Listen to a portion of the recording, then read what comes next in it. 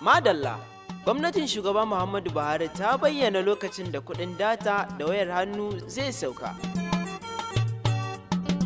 Jama'a barkanmu da warhaka, barkanmu da sake saduwa a sashen labarai da rahotanni wanda ke zuwan muku daga tashar Gudun Barewa TV. Idan kai sabo ne a wannan tashar, kakka manta da danna subscribe da kuma ƙararrawa don sanar da kai a duk lokacin da muka saka wani sabon shiri.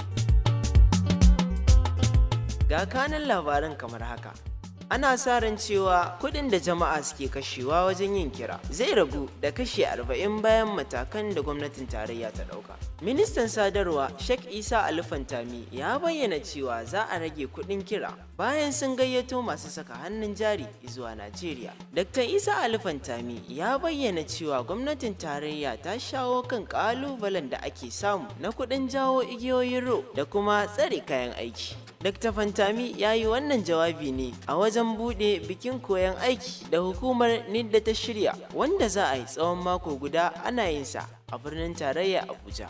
Ministan ƙasar ya shaidawa jama'a cewa ci gaban da suka kawo wajen kayan aikin sadarwa ya sa kamfanoni sun samu rasa kashi 40.18 na jama'a daga kashi 30 na shekarar bara.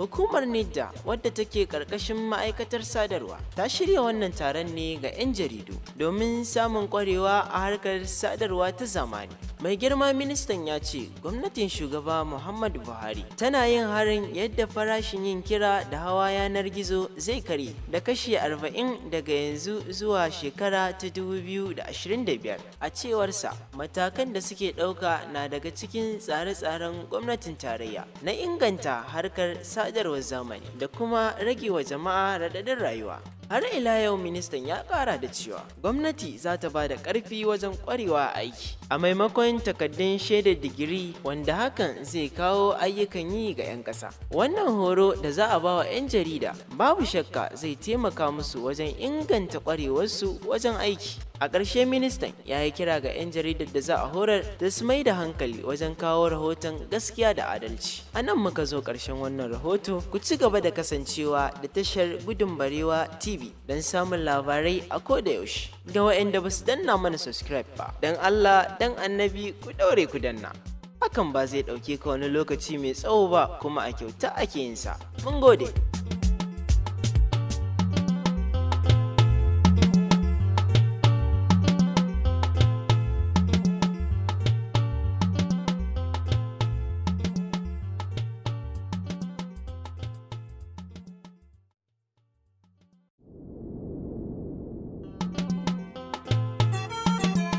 Madalla, gwamnatin shugaba Muhammadu Buhari ta bayyana lokacin da kuɗin data da wayar hannu zai sauka.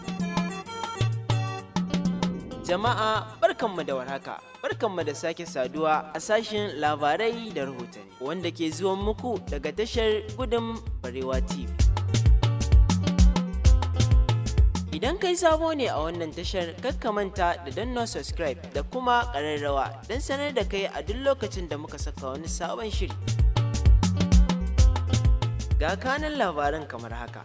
Ana sa ran cewa kuɗin da jama'a suke kashewa wajen yin kira